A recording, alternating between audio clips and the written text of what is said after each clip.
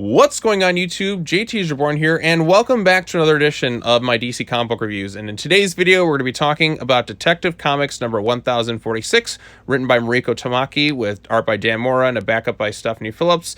And this will actually be the final comic book review of 2021. I figured this is a good way to end it. Detective Comics is the longest running comic book, I think, of all time, with over 1,000-something issues, well, 1,046.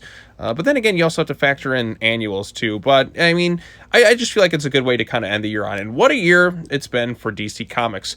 A lot of new characters, a lot of crazy storylines, some good, some bad. For this channel, we crossed 2,000 subscribers, so I'm really happy with that. So thank you to everybody. Some really great artwork, some good moments, some bad moments in comics, but I do think this was an improvement over last year. But hard to believe we're already at the end of this particular year. Crazy to think about, But anyways, let's go ahead and talk about this thing, and then we'll just kind of add some final thoughts. And then I guess I'll see you next year for new comic reviews. I'm going to try and get at least one other video, or maybe two, out this week before the year fully ends, because I want to get like something out there. I feel like I need like a nice culmination video of this year, so maybe a stream or something. So let's go ahead and talk about this thing, but enough. I've been rambling a lot, so yeah. Oh well. So anyways, this issue in particular is dealing with the fallout of Fear State. Once again, this is also supposedly Dan Mora's last issue of Detective Comics, which makes me very sad, because my favorite thing about Detective Comics was Dan Mora's art style, which is really good here. I think it's absolutely incredible. Although there's one sequence that I do have a bit of a nitpick on. It's kind of confusing. It reminds me a bit of like Batman Begins, where some of the fight choreography in there was just so kind of disjointed that you couldn't really tell what was going on.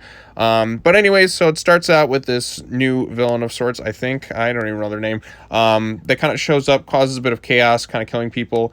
And then Batman comes in, saves the day. Spoiler is there to help, and all this kind of crazy stuff happens. This is like the precursor to the whole Arkham Tower storyline, which, by the way Stephanie is written and portrayed here feels so distinctly different to what's going on in Batgirls. In Batgirls, she's just like a little kid. Here, she's a lot more serious, a lot more adult. And again, this is all supposedly taking place in the same continuity.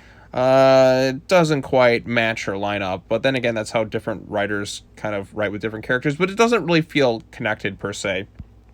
So, in like this rather confusing sequence, which if you look right here, throws a batarang, and then all of a sudden there's kind of an random explosion there. Don't know how that happens unless she just kind of ran through somebody. I don't know. It's so random. An explosion happens, and then grappling hook, and then all of a sudden the car's flipped.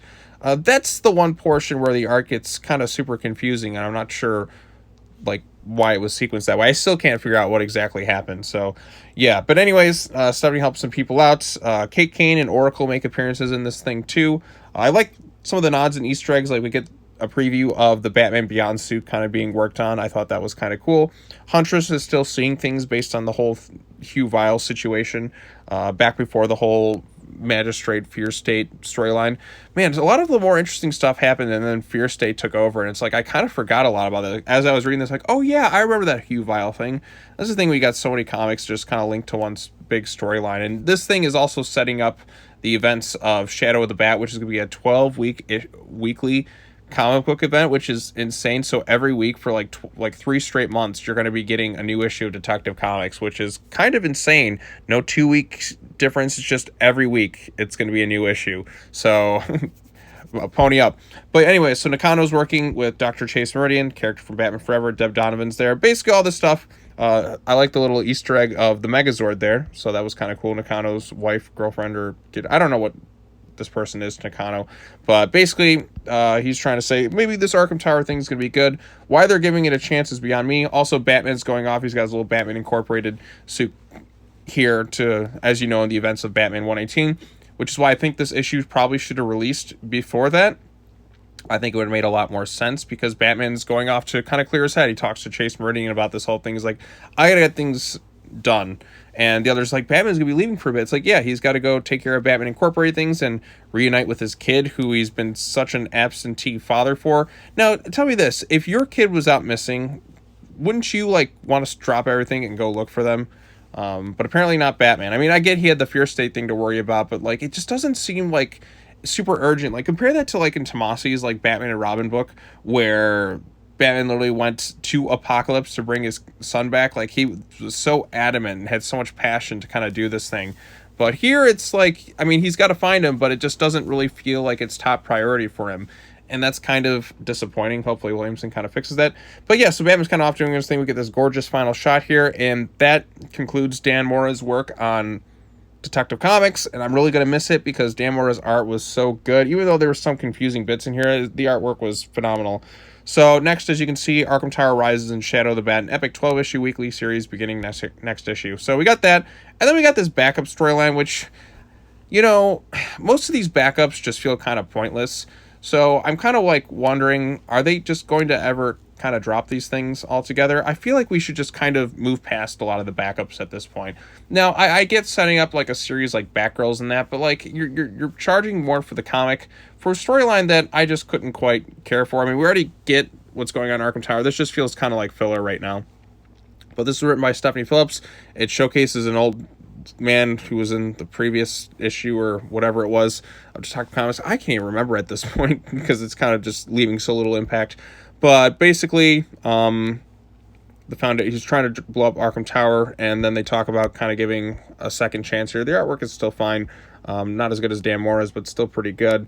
And basically like that, this is a second chance for Arkham with Arkham Tower, even though that's kind of ridiculous because when you think about it, Arkham has just had thousands upon thousands of chances. There's always breakouts. There's always chaos in that. Why did you want to put Arkham Tower in the middle of Gotham City? Yes, I know Arkham City, the video game, did something like that, and it was an amazing game. But why you'd want to put that in the middle of the city is beyond me. It just seems like a terrible idea. And yeah, that's kind of the whole situation. Well, you know, why is anybody even living in Gotham City at this point? Like, Gotham City has been attacked so many times, just pure chaos and destruction. Shouldn't the Justice League just be monitoring it, like, nonstop? I get you have the Bat family there, but you need more. Just get the whole Justice League in there, too, and just be like, okay, look we're going to monitor the city for a month nonstop. Every single crime, we're going to stop. Every single thing, we're going to just go block by block, and we're going to get rid of, like, the corruption in the city, and we're going to clean it up for good and make Gotham City a good place to live. All the supervillains that just continuously cause problems, we're going to lock their asses in the Phantom Zone. No hope for parole. Sorry, you're done. And then you should be good. That's at least what I think should happen in Gotham City. But only time will tell. So, yeah, the issue itself was okay. Dan Mora's artwork was my favorite part of it, per usual. It's just kind of wrapping things up and then kind of setting the stage for the big event there. It's not really a great culmination issue. I do think this should have come out before Batman 118. But all things considered, I thought the issue itself was just all right. Like I said, the artwork was great. The backup storyline didn't quite care for in particular. Yeah, so I think that's all I really have to say about this thing. And yeah, so I do want to say thank you to everybody who's been watching all the comic book reviews for this year. This week, there were 7 videos I had to kind of churn out, and that was kind of a large number. And I'm like, okay, how am I going to get this thing done in 2 days? And then, boom. It's weird. Like, all the comics that I'm kind of like talking about, like Batman-related stuff, and that are just kind of pushed to the last week of the month. I wish they'd kind of release some of these a little bit earlier and just space them out a bit. But I guess they're just not going to do that. But yeah, so I'm all caught up, all good for the year. What a way to kind of end the year with Detective Comics and kind of saying farewell to Dan Mora's glorious art on this book. Gonna miss it a lot. Tamaki's writing, we'll see how she handles this big 12-issue weekly event with Arkham Tower. Bringing in Chase Meridian should be interesting, although she feels very different from her character in Batman Forever. Hopefully they do some interesting stuff with her. She's not like super into Batman like she was in Batman Forever, but we'll see how that goes from here. I am sort of looking forward to this event. I don't know, maybe I'm just getting a little bit of event fatigue, but then again, I'm excited for Shadow War. But then again, with Shadow War, it's just, those are all just Joshua Williamson's titles. It's not like it's interrupting, it's not like with Fear State, where it just took over all the other Bat titles from different writers trying to tell their stories. Shadow War is solely like Joshua Williamson's stuff. That's what makes it kind of work better for me, because those are all like his titles. So it's like, okay, it's just all his titles are converging into one storyline, so I don't have to like think of all the different stuff kind of going on. It's all like, okay, it's all like unified. But here it's a bit different. I don't know, maybe it's a little bit of event fatigue, but 12 straight weeks of Detective Comics is going to be kind of exhausting after a while. Are they going to take a break afterwards? I kind of hope they do take a break after that 12-week event. Like, okay, we did 12 straight weeks. We're going to take a little hiatus for Detective Comics before we kind of come back, but we'll see where it goes from here. But anyways, thank you all so much for watching these videos this year. Looking forward to what we got planned next year for the channel. It should be fun, should be exciting. Hit the 2,000 subscribers mark, so I'm pretty proud of that. Hopefully next year we'll get to 3, maybe 4, maybe even 5K. I don't think I'll get 5K, but you know what I mean. Hopefully next year it'll be an even bigger year for the channel. I'm excited for what's coming up next. I'm excited to kind of like push forward and like push the channel to more exciting places. I'm excited for what DC Comics has planned. Yeah, I mean, I'm getting a little bit fatigued trying to read all these different things and trying to remember. Like, my memory just, it's all just a blur. I'm like, okay, I gotta remember this thing, gotta remember this thing, gotta remember this storyline. It's like, oh, I can't keep up with all of it. It's kind of tough. But I am looking forward to what they have planned for next year. Hopefully some really good and exciting storylines are to come into fruition for DC Comics. But anyways, if you read this issue, tell me your thoughts on it in the comment section down below. I'm very excited because I'm not going to be seeing this Fear State logo anymore. So that's exciting for me.